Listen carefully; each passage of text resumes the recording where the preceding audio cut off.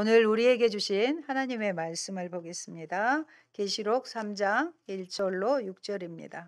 합독하도록 하십니다. 사대교회의 사자에게 편지하라. 하나님의 일곱 영과 일곱 별을 가지신 이가 이르시되 내가 내 행위를 아노니 네가 살았다 하는 이름은 가졌으나 죽은 자로다.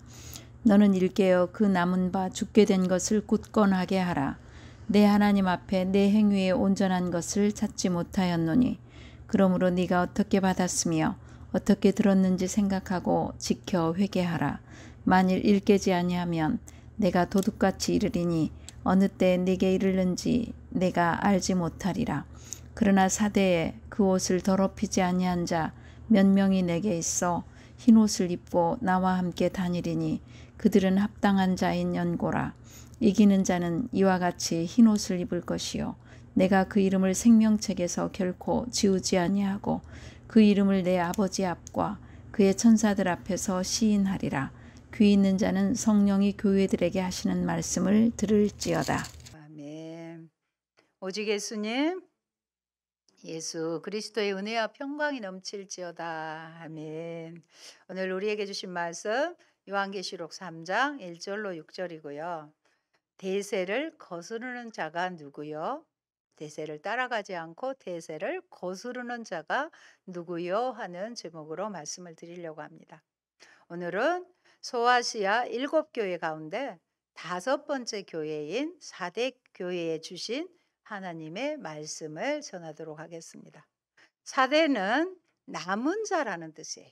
남은 자. 예를 들어서 떡갈나무를 딱 잘라버렸는데도 밑에 아래에서 순이 올라오는 것, 그들을 남은 자라고 하는 것처럼 남은 자라의 뜻이 있고요. 당시의 사치와 부요의 대명사였습니다. 역사가 헤로도토스가 사대를 끼고 흐르는 작은 시내는 황금천이라고 부를 만큼 많은 금을 함유했던 곳입니다.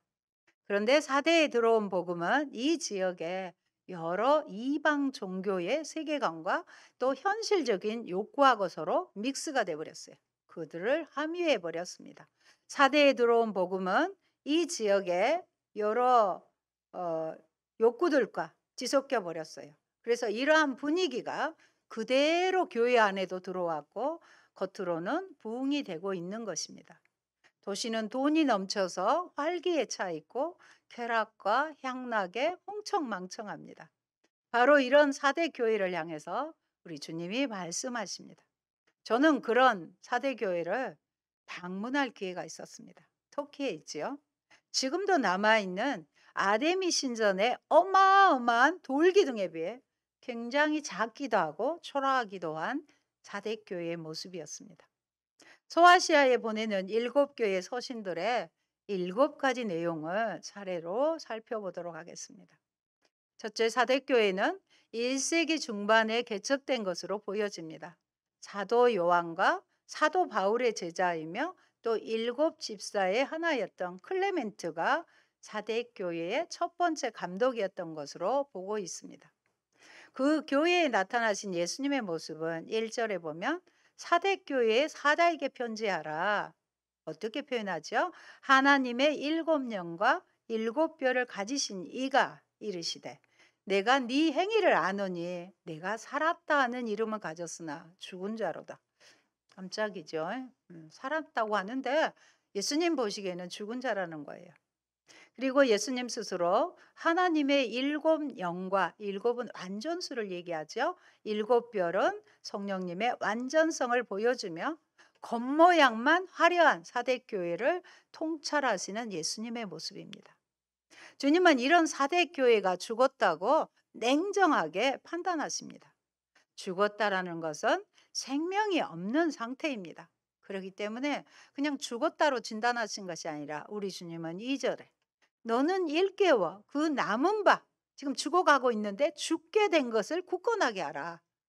내 하나님 앞에서 내 행위에 온전한 것을 찾지 못했다. 그래서 남은 것 지금 죽어가는 것이라도 굳건하게 하라고 예수님 말씀하고 계십니다. 여기서 온전한 것을 찾지 못했다고 했을 때 온전하다는 의미는 잔이나 그릇의 따위가 깨끗하게 비어있는 모습이에요. 그런데 그러지 못했다는 것은 네 행위를 들여다보니까 너는 아마도 껍데기만 붙들고 있구나. 생명이 없는, 껍데기, 알맹이가 없는, 생명이 없는 상태라는 것입니다. 그래서 이 교회에 모인 사람들이 듣고자, 자기 귀에 듣고자 했던 복음은 잘 되는 웰빙의 복음, 성공하는 복음, 잘 사는 복음이었습니다. 그러므로 네가 어떻게 받았으며 어떻게 그것을 들었는지 생각하라는 말씀은 무슨 동기로 네가 그리스도인이 되었는지 스스로 살펴보라는 것입니다. 여기서 생각하라는 말은 어떻게 보면 기억해라 하는 말이 더 적합한 말일 것입니다. 예수님은 하나님의 일곱 영과 일곱 뼈를 가지신 이로 나옵니다. 예수님께서 지상의 모든 교회요, 모든 교회의 머리와 몸이 되신다고 말씀하십니다. 에베소서 1장 22절로 23절 같이 말씀 보십니다. 또 만물을 그의 발 아래에 복종하게 하시고 그를 만물 위에 교회의 머리로 삼으셨느니라. 교회는 그의 몸이니 만물 안에서 만물을 충만하게 하시는 이의 충만함이니라. 아멘. 예수님은 교회의 머리십니다. 또 교회는 뭐라 그랬어요? 그의 몸이에요. 우리 각자가 고린도후서에 보면 우리 각자 안에 하나님의 성령님이 오셨어요. 그래서 우리가 하나님의 성전이 된 거예요. 하나님의 교회가 됐지만 이것이 다시 연합해서 우리 각자 유기체들이 연합해서 하나의 생명체를 이루는 것처럼 교회의 몸을 이루어야 되는 거예요. 그래서 교회는 굉장히 중요합니다. 코로나라는 상황 때문에 어쩔 수 없이 우리가 비대면을 선택을 했지만 그 영원해서는 안 되는 것입니다. 우리는 하나의 생명체에 붙어 있어야 되는 것이지 예수님의 몸인 교회에 붙어 있어야지 거기서 떨어져 나가서는 아무 열매도 포도나무가 가지에서 잘려져 나가면 아무 열매를 기대할 수 없는 것과 같다는 것입니다. 그래서 다시 비대면으로 하셨던 분들도 상황에 정말로 주님 앞에 다시 주님의 몸을 이루시는 일에 하나가 되도록 모이기에 힘쓰는 저와 여러분 되기를 원합니다. 사대교회의 책망의 말씀이 나옵니다. 당시 성도들은 부요했기 때문에 한마디로 물질 문화에 빠져서 도무지 신앙이 자라지 않았습니다. 그래서 살아있는 이름은 가졌는데 세상에 실상은 죽은 자라는 책망을 받습니다. 교회가 겉으로는 번창하고 돈이 넘치지만 생명이 없는 상태의 교회였다는 것입니다. 그것이 바로 아까도 말씀드린 황금이 많은 지옥으로 재물의 유혹이 있었고요. 또한 그 당시에 아데미 여신을 섬기는 신전이 있어서 신앙생활에 커다란 어려움이 있었던 것입니다. 책망의 말씀은 첫 번째 보면 2절에 보면 너는 깨어 그 남은 바 죽게 된 것을 굳세게 하라고 권면하십니다. 남은 자가 죽게 되었으니 이를 다시 굳세게 하라. 깨어 있으라고 말씀하시는 거예요. 계속 죽으려 하는 남아있는 것들을 강하게 하라는 것입니다. 죽을 때까지 가만 내버려 두지 말고 찾아내어 죽지 않도록 붙들라는 것입니다. 둘째 권면은 그 남은 바 죽게 된 것을 굳게 하라고 하십니다. 왜 그들은 처음에 그 믿음을 잊어버리게 되었을까요? 그것은 4대 지역의 부유한 환경 때문이었습니다. 그래서 선교 단체에서도 선교 역사에서 국민소득이 만불이 되면 믿는 믿음을 갖기가 어렵다고 그럽니다. 우리의 어린 시절도 보면 어려운 시절에는 얼마나 하나님 의지하고 정말로 부르짖어 기도하고 매일 새벽 기도는 울음바다였던 걸 우리가 살아내오지 않았습니까? 우리가 실상은 죽은 자 같이 된 것은 이러한 부유한 환경이 축복이기도 하지만 영적으로 이것을 잘 유지를 못하면 이런 주님의 책망을 받게 되는 것입니다. 그러한 세상의 화려함 속에서 성도들은 나태해져서 하나님 없이도 그리고 하나님 대신하는 쾌락을 추구하게 되고 신앙은 서서히 그 자리를 잃어가고 있었던 것입니다. 오늘날에도 성도들에게 신앙을 버리게 하는 것은 돈과 쾌락과 권력입니다. 사대교회에 대한 주님의 책망은 바로 죽은 신앙이었다는 것입니다. 사대교회 성도들의 신앙을 죽게 한 근본적인 원인이 돈을 사랑함과 세상을 사랑함에 있었습니다. 오늘날 한국의 교회들이 이런 책망을 받지 않도록 복음의 본질, 그 본질을 사수하고 또 실천해야 하는 것입니다. 세 번째 권면입니다. 내 행위에 온전한 것을 찾으라 했습니다. 하나님께서 인정하시는 행위를 찾으라고 공고하십니다. 살아있는 것 같으나 죽은 신앙이 다시 부활하고 죽어가는 신앙의 회복을 강조하십니다. 껍데기만 붙들고 세속적인 자기의 복에 묶여있는 종교, 신앙이 아닌 종교 현상입니다. 겉은 활기차나 속은 죽어 있었습니다. 사대교회는 이원론적인 삶, 즉 예배당 안에서의 신자의 행세와 예배당 밖에서의 세상 사람의 행세를 한 것으로 보입니다. 교회 안에서는 다들 거룩한 것 같고 신앙, 믿음이 좋은 것 같은데 세상 속에서는 전혀 믿는 자답지 않게 사는 것을 말하는 것입니다. 넷째로 3절에 보니 그러므로 네가 어떻게 받았으며 어떻게 들었는지 생각하고 굳게 지켜 회개하라고. 사대교회가 시작될 때, 처음에 교회가 시작될 때 순수했던 복음과 신앙을 다시 굳게 지키고 회개하라는 것입니다. 저와 여러분이 어떤 동기로 그리스도인이 되었는지, 이 땅에서 잘 먹고 잘 사는 거냐, 이것이 내가 당신이 복음을 이해한 방식이냐는 것 말입니다. 만일 일어나 깨지 아니하면 어떻게 주님 하신다고요?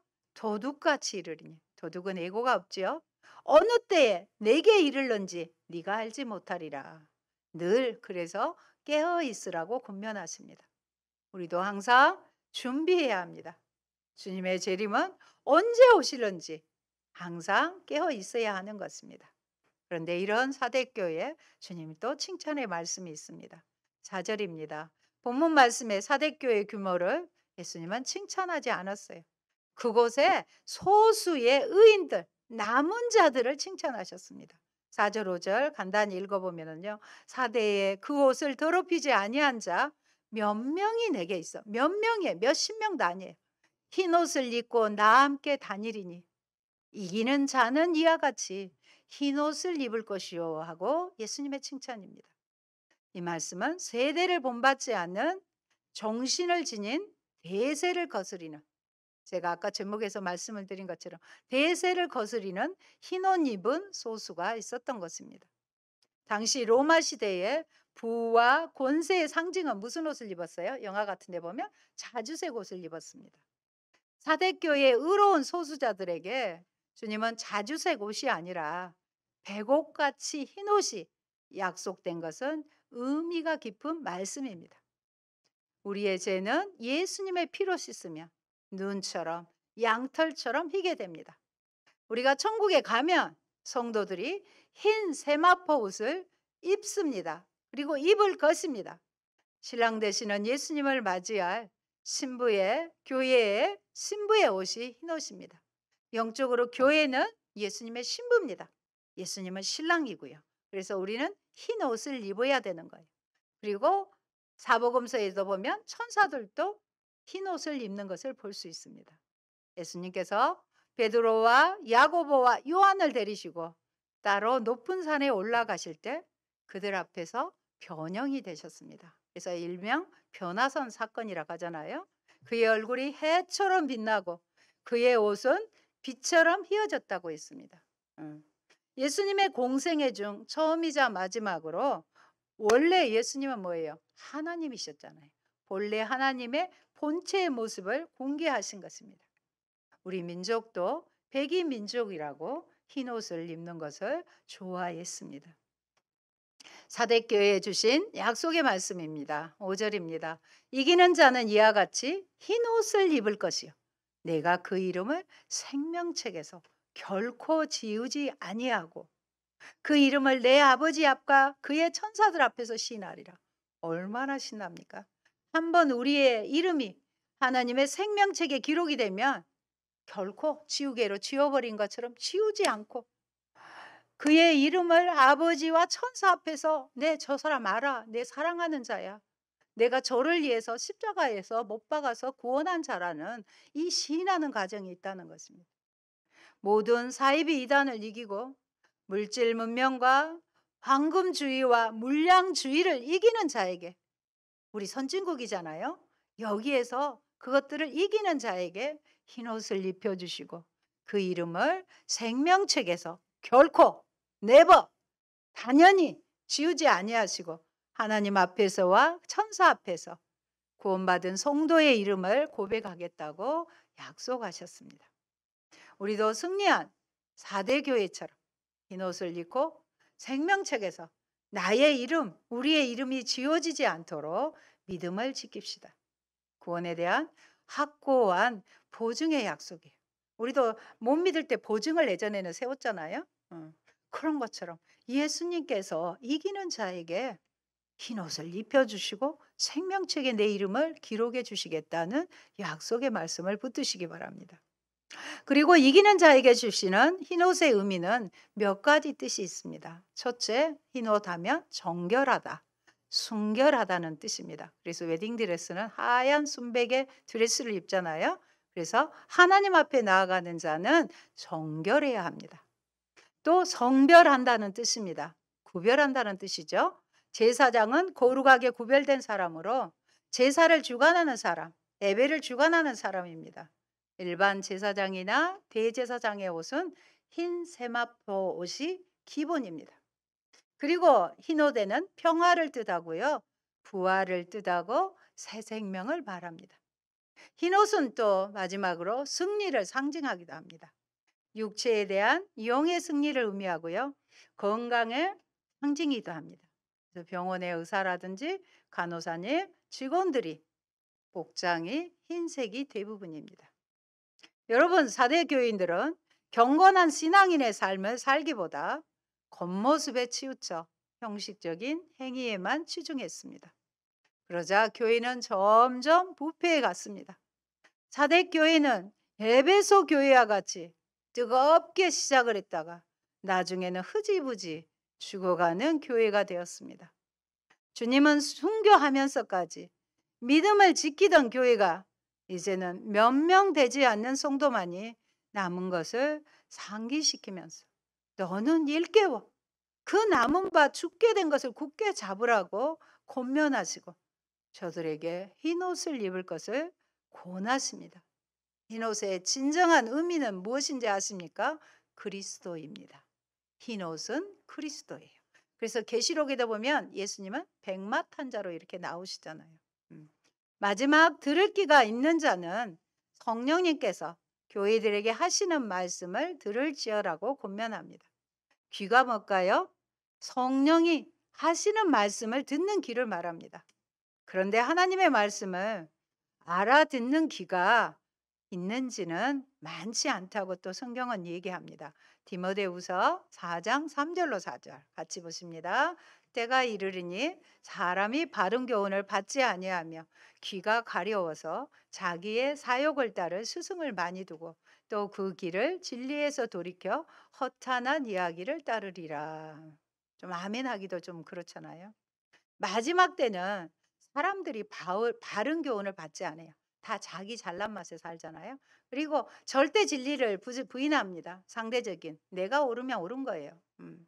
그래서 귀가 가려워서 자기의 예언의 말씀 스승을 두고 그 하나님의 말씀조차 들으려고 하지 않습니다. 전도 현장에 가보면 이걸 많이 볼 수 있잖아요. 예전에는 그냥 A상으로라도 들은 척이라도 해요. 근데 단칼에 들을 필요 없다 하고 무한할 정도로 무한한 것을 경험을 합니다. 그러므로 예수님은 귀 있는 자는 들으라. 귀 있는 자는 들으라고 했습니다. 요한계시록에서는 7교회에 보낸 편지의 마지막 구절로 늘 귀 있는 자는 성령님이 교회에게 하시는 말씀을 들을지어라고 반복되어 있습니다. 성령으로 그 들을 귀는 할례 받은 자, 성령으로 할례 받은 자만이 들을 수가 있게 되는 것입니다. 사랑하는 성도 여러분, 우리에게 주신 오늘 본문의 말씀에서 주신 교훈의 말씀입니다. 첫째, 우리의 신앙은 생명이 없는 껍데기 신앙에서 벗어나야 합니다. 예모만 치장하는 그럴듯한 신앙에서 벗어나야 합니다. 둘째, 신앙 고백과 실제의 삶이 이원론적인 상태에서 벗어나야 되는 거예요. 내가 입으로는 머리로는 아는데 실제 손발을 이용해서 삶으로는 다른 이런 것은 벗어나야 되는 것입니다. 셋째, 기복신앙과 물질주의로 성공주의에서 벗어나야 하겠습니다.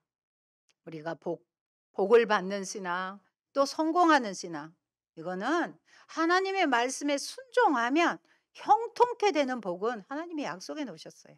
근데 워낙 예전에 우리나라에 복음이 들어올 때 우리가 너무 가난했고 너무 못 살고 너무 병드니까 예수님 믿으면 이렇게 잘 될 것이다, 이런 식으로 복음이 됐는데 성경에 보면 그러지 않습니다. 그냥 말씀에 순종하는 거. 순종하는 신앙이 되면 그냥 시온의 대로가 열려 있게 되는 거예요. 쉬운 말로 우리가 말 잘 들으면 이 우주 만물의 아버지가 뭐가 아까워서 우리에게 허락하지 않겠습니까? 네 번째, 우리의 기도를 점검합시다. 내가 원해서 하는 기도인가? 하나님께서 필요해서 하는 기도인가? 다른 말로 하나님의 뜻을 위한 기도인가? 그리고 그 기도가 본질인지 현상인지를 우리가 다시 한번 생각해 볼 필요가 있습니다. 다섯 번째, 우리의 몸으로 거룩한 산 제사를 드리는 것입니다. 우리가 드려지는 예배가 우리의 몸으로 드려지는 산 제사, 거룩한 산 제사여야 합니다. 여섯 번째, 흰옷이 되시는 예수 그리스도로 옷을 입읍시다. 옷은 인격이에요. 여러분이 입고 있는 옷을 보면 아무 말 안 해도 저 사람 어떤 사람이다, 우리 전부 거의 다 판단하고 있잖아요. 근데 우리는 예수님으로 옷을 입어야 되는 거예요. 옷은 인격이에요. 옷은 인격. 마지막 일곱 번째, 사대 교회처럼 영두삼위 신앙이 되지 말고 처음에는 막 뜨겁게 복음으로 시작했다가 그렇게 되지 말, 식어버리는 신앙, 죽은 자와 방불한 신앙이 되지 말고 서머나 교회처럼 초지일관 신앙생활을 합시다. 사랑하는 성도 여러분, 우리도 이들처럼 다시 한번 각성하고 선명한 복음, 분명한 가치를 지녀야 합니다. 모두가 그렇다고 해도 하나님의 말씀이 아니라면 나는 아니요, 그렇게 고독이 돌아설 수 있는 그런 신앙을 지녀야 합니다. 나 혼자 바보가 되어도 그 바보의 길을 웃으며 택할 줄 알아야 합니다. 우리가 웰빙의 복음만을 논한다면 십자가를 설명할 방법이 없습니다. 십자가는 고난이고 죽음이잖아요. 십자가에 죽으신 예수 그리스도를 설명하지 못합니다. 복음과 함께, 그래서 사도 바울은 고난을 받으라는, 복음과 함께 고난을 받으라는 저 장엄하면서도 절박한 요청을 절대 이해하지 못합니다.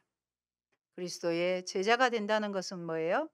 곧 고난받음을 의미하는 것을 우리는 너무도 잘 알고 있습니다. 십자가 지는 삶이잖아요. 그래서 오히려 그들에게 끝까지 잘 견디어서 예비된 복을 받으라고 권합니다. 우리는 지금 우리가 어떻게 듣고 어떻게 받았는지 동기의 점검이 시급한 시대를 지나가고 있습니다. 고난은 그리스도인들이 지속적으로 경험하는 것입니다. 우리는 아직 완전한 천국에 들어가 있는 건 아니잖아요. 왜냐하면 고난은 인간의 타락의 직접적인 결과이기 때문입니다. 고난은 우리를 창조하신 하나님과의 참된 관계가 깨진 데서 생겨난 것이 고난입니다. 우리도 육신의 내 자녀가 고생하는 거 원하는 부모가 어디가 있겠습니까? 죄로 인한 가장 심각한 손상은 하나님과 인간의 관계입니다. 이 관계가 깨어졌으므로 다른 모든 관계들도 망가진 것입니다. 그런데 놀랍게도 시대의 대세 속에서도 끝까지 신앙의 본질을 추구하는 신자들이 있습니다. 물고기가 죽으면 흐르는 물에 쓸려 떠내려가지만 살아있으면 아무리 작은 물고기라도 물을 거슬려 올라갑니다. 로마서 1장 2절에 언급된 세대를 본받지 않는 정신을 지닌 것입니다. 12장 1절이네요. 예수님의 혼인잔치의 비유입니다. 예복을 안 짓고 잔치에 참석한 손님에 관한 내용으로 그 사람이 예복을 착용하지 않는 이유가 무엇이든지 간에 그는 그 잔치에 참여할 자격이 없는 것으로 판단되어 쫓겨납니다. 예복이 아닌 그 자신의 옷은 그 잔치에 적합하지 않았기 때문입니다. 4대 교회에도 자신의 옷을 더럽히지 않는 자들이 있었습니다. 이들은 자신들을 그 피로 깨끗하게 해주신 하나님의 아들을 믿는 믿음을 계속 유지하고 있었습니다. 여러분, 사랑하는 여러분, 이기는 것은 믿음 안에서 인내하는 것입니다. 믿음 안에서 인내하는 것은 곧 복음 안에서 우리에게 보이신 하나님의 사랑에 반응해서 우리 또한 선한 일을 행하던 것입니다. 대세를 거스리는 흰 옷 입은 소수가 됩시다. 거꾸로 강을 거슬러 오르는 저 힘찬 연어들처럼 우리가 잘 아는 강산의 가수의 노래 가사 일부를 알려드립니다. 흐르는 강물을 거꾸로 거슬러 오르는 연어들의 도무지 알 수 없는 그들만의 신비한 이유처럼 여러 갈래길 중 만약에 이 길이 내가 걸어가고 있는 막막한 어둠으로 별빛조차 없는 길일지라도 포기할 순 없는 거야. 걸어가다 보면 뜨겁게 날 위에 부서진 햇살을 보겠지. 그래도 나에겐 너무 많은 축복이라는 걸 알아. 걸어가다 보면 어느 날 그 모든 일들을 감사해 하겠지. 보이지도 않는 끝, 지친 어깨 떨구고 한숨 짓는 그대 두려워 말아요. 거꾸로 강을 거슬러 올리는 저 힘찬 연어들처럼 걸어가다 보면, 걸어가다 보면, 걸어가다 보면 기도합니다. 좋으신 아버지, 예수님의 십자가의 해산의 수고로 하나님께서 마지막 이 땅에 우리를 교회로 불러주시고 주님의 몸을 이루는 교회를 허락해 주셨습니다. 우리가 맨 처음 주님의 십자가의 복음으로 힘있게 복음 안에서 출발을 했는데 어느 순간 물질의 매력에 빠지고 세상에 합류하여 아버지 살았으나 죽은 자와 같은 자가 됐다고 주님 책망하여 말씀하시니 송구합니다. 하나님, 다시 죽어가는 남은 것을 붙잡아 굳게 지켜 다시 일으켜 줄 수 있도록 우리에게 다시 믿음과 사랑을 부어 주시고 대세를 거스려 아버지 하나님 많은 수가 그 길로 가는 넓은 길을 갈지라도 주님의 십자가의 길 생명책에 내 이름을 기록해 주신 그 사랑에 감격하여 소수의 남은 자라도 예수님으로 혼입고 끝까지 승리하는 남은 자가 될 수 있도록 도와주시옵소서. 세상의 풍조에 따라가지 않고 이 세대를 본받지 않고 주님을 더 힘있게 붙잡음으로 아버지 강물을 거슬려 올라가는 그 힘찬 연어들의 그 아버지 활기찬 비상처럼 저희들을 굳건하게 세워 주시옵소서. 사대교회에 주신 말씀 아버지 우리에게 마음에 새기고 말씀을 깊이 묵상하며 주님의 원하신 뜻을 이루어드리는 귀한 믿음 또한 허락하여 주옵소서. 예수님 이름으로 기도합니다. 아멘.